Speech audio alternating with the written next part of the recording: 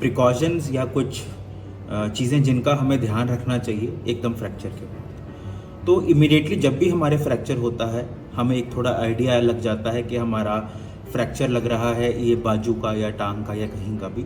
तो सबसे पहले जो हम बिना डॉक्टर को दिखाए कर सकते हैं वो है हम उस चीज़ को इमोबिलाइज कर दें।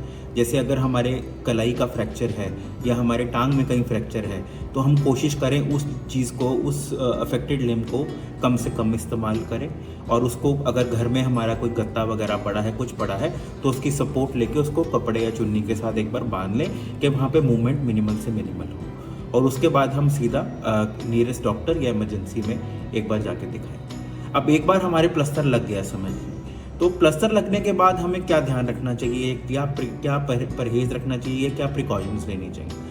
सबसे पहले तो होता है कि हमें अपना जिस भी लिम्ब में हमारे, चाहे टांग में, चाहे लात में, चाहे हाथ में, कहीं भी लगा है, तो वहाँ पे हमें उस लिम्ब को अपना एलिवेटेड रखना है। एलिवेटेड का मतलब जैसे अगर आपकी टांग का फ्रैक्चर है तो आप प्लस्तर लगने के बाद उस टांग को हमेशा उठा के रखेंगे।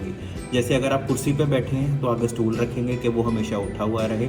अगर आप बिस्तरे पे लेटे हैं तो आप कोशिश करेंगे कि अपने टांग के नीचे तकिया रख के रखें कि वो उठा रहे।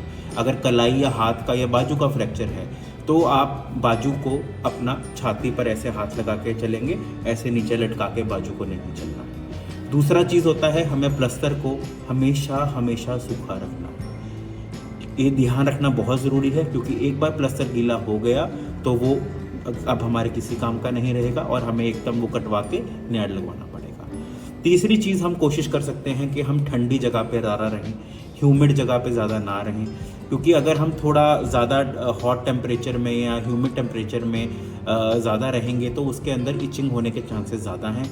और इसमें कास्ट के अंदर कोई सलाई डाल के, स्केल डाल के, पेंसिल डाल के इचिंग करना बिल्कुल भी रिकमेंडेड नहीं है, क्योंकि उससे कोई बाजू के अंदर ज़ख्म बन सकते हैं और वो हमें तब तक पता नहीं चलेंगे जब तक हम प्लस्तर खोलते हैं।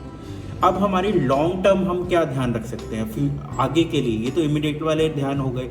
तो अब हम आगे के लिए फ्रैक्चर हीलिंग को एनहांस करने के लिए हम क्या क्या कर सकते हैं। सबसे पहले हमने ध्यान रखना है कि हम एक बहुत अच्छी न्यूट्रिशियस डाइट लें जो rich in protein and calcium हो। ठीक है, अब वेजिटेरियंस और नॉन वेजिटेरियंस के लिए बहुत सारी ऑप्शंस होती हैं प्रोटीन और कैल्शियम रिच डाइट्स की। ये कोई ज़रूरी नहीं है कि जो नॉन वेज खाएंगे उनकी हड्डी पहले जुड़ेगी, या खरोड़ों का सूप पीने से, जो बहुत लोग कहते हैं कि हम खरोड़ों का सूप पीना शुरू कर दें। खरोड़ों का सूप एक्चुअली इस फ्रैक्चर हीलिंग में रिकमेंडेड बहुत ज़्यादा नहीं होता, क्योंकि वो बहुत रिच इन फैट्स होता है, जिससे आपको हार्ट के या ब्लड प्रेशर के इश्यूज़ और आपका वेट गेन बहुत जल्दी होगा। तो खरोड़ों का सूप तो बिल्कुल भी इसमें ऐसे कोई रिकमेंडेशन नहीं है।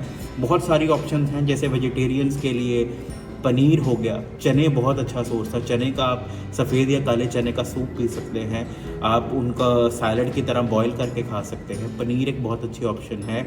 आप दालें यूज़ कर सकते हैं, राजमा यूज़ कर सकते हैं।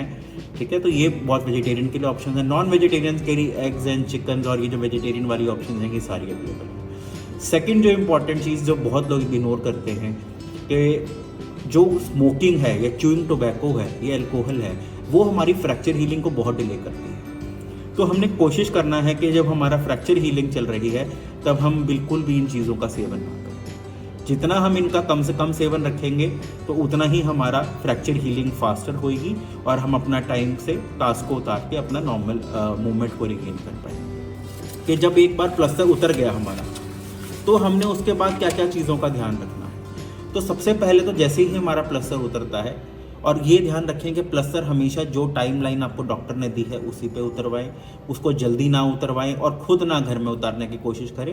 एक सर्टिफाइड डॉक्टर या टेक्नीशियन से ही कास्ट रिमूव कराएं और जिस डेट को बोला है उसी में करवाएं। और जब आपको डॉक्टर बोल दे कि हाँ जी अब हड्डी जुड़ चुकी है, तो सबसे पहले आप घर जाके उस हिस्से को, चाहे टांग हो चाहे आपका हाथ हो, उसको अच्छी तरह एक बार साबुन से स्क्रब डाउन करें। और उसके बाद क्योंकि डेड स्किन बहुत निकलती है, स्किन वहाँ नरिशमेंट की ज़रूरत होती है, तो उसके बाद कोकोनट ऑयल अप्लाई करें। इससे आपकी जो डेड स्किन है वो भी निकलेगी और जो नई स्किन है वो अच्छी हेल्दी नई स्किन जल्दी आनी शुरू हो जाएगी। दूसरा परहेज़ इसमें हमने करना होता है कि हम अपने अफेक्टेड जॉइंट को, चाहे वो जैसे सपोजिटली रिस्ट का फ्रैक्चर है, तो हमारा जब रिस्ट जॉइंट को हम बांध देंगे 1.5 से 2 महीने के लिए तो वो जाम हो जाता है। तो उसको हमने जितनी जल्दी उसमें एक्सरसाइजेज शुरू करेंगे उतनी जल्दी वो अपनी नॉर्मल फंक्शनैलिटी को रिगेन करेगा। तो इसमें हमें डिले नहीं करना सोच के कि नहीं अभी तो टाइम, अभी दर्द हो रहा है, अभी कुछ टाइम बाद करेंगे, अभी तो प्लस्तर खुला है। जैसे ही आपका प्लस्तर खुलता है आप अपनी एक्सरसाइजेस शुरू कर लें। थोड़ा डिस्कम्फर्ट ज़रूर रहेगा आपको, लेकिन हम वो थोड़ा सह के जितना वो एक्सरसाइज कर लेंगे उतनी जल्दी हम अपने नॉर्मल फंक्शंस को रिगेन कर लेंगे। अब हम डिस्कस करेंगे कुछ कॉम्प्लिकेशंस जो हमें फ्रैक्चर्स के कास्टिंग के बाद बहुत कॉमनली नोटिस होती हैं। बहुत पेशेंट्स कंप्लेन करते हैं इन चीज़ों के बारे में, और कुछ है रेयर कॉम्प्लिकेशंस। तो सबसे कॉमन कॉम्प्लिकेशन जो हमें फील होती है वो होती है कास्ट रिमूवल के बाद। काफ़ी लोग आके कहते हैं कि सर 3 महीने हो गए हैं, 2 महीने हो गए हैं, हमें अभी भी इसमें सूजन आती है उस जगह पे जहाँ पे फ्रैक्चर था। तो ये बहुत नॉर्मल चीज़ है। कोई भी कास्ट रिमूवल के बाद, चाहे वो अपना अपर बॉडी का हो चाहे लोअर बॉडी का हो, तो वहाँ पे 3 से 4 महीने स्वेलिंग का आना जाना बहुत कॉमन है। इसमें कोई घबराने की बात नहीं है, कोई टेंशन की बात नहीं, इसमें कोई मेडिकेशन की भी ज़रूरत नहीं होती। दर्द नहीं होना चाहिए, सूजन आना जाना कोई बड़ी बात नहीं है। वो थोड़े मसल्स और सॉफ्ट टिश्यूज वीक हो जाते हैं, वो जैसे जैसे हम उनको नॉर्मल यूज़ करना शुरू करेंगे वो ये सब चीज़ें छोड़ के अपना नॉर्मल स्ट्रेंथ पर आ जाते हैं। तो इसमें थोड़ी जो रेयर कॉम्प्लिकेशन है लेकिन जो बहुत सीरियस कॉम्प्लिकेशन है वो है compartment syndrome. Compartment syndrome normally पहले 1 हफ्ते से 10 दिन के अंदर ही कास्ट लगने के बाद हो सकता है। ये नॉर्मली तभी होता है जो मैंने आपको पहले प्रिकॉशन समझाई हैं, अगर हम उनका ध्यान ना रखें। तो इसमें क्या होता है, जो आपका अफेक्टेड लिम्ब है, या जैसे आपका मान लें कि पैर का फ्रैक्चर है, तो जो पाँव के उंगलियां हैं, टोज़ हैं, उनमें नीलापन आ जाना, वो सुन्न हो जाना, या बहुत सिवियर पेन होना उसमें। अगर इन तीनों में से आपको कोई भी साइन लगे या तीनों साइन लगे तो ये एक मेडिकल इमरजेंसी होती है और आपने एकदम इमरजेंसी रश करके कास्ट को रिमूव करवाना होता है। इसका बेसिकली मतलब ये है कि जो स्किन है अंदर स्वेलिंग वहाँ पे हो रही है, और क्योंकि चारों तरफ कास्ट लग गया है, स्किन के एक्सपैंड करने की जगह नहीं है, जिसके कारण ये सिम्टम्स आने शुरू होते हैं। और अगर हम इसे नहीं सही तरीके से ट्रीट करेंगे तो ये हमारा लिम्ब की एम्पुटेशन तक भी सीरियस तक होकर बाद जा सकती है। उम्मीद करता हूँ ये जानकारी आपके काम आई हो। आपका दिन शुभ हो। नमस्कार।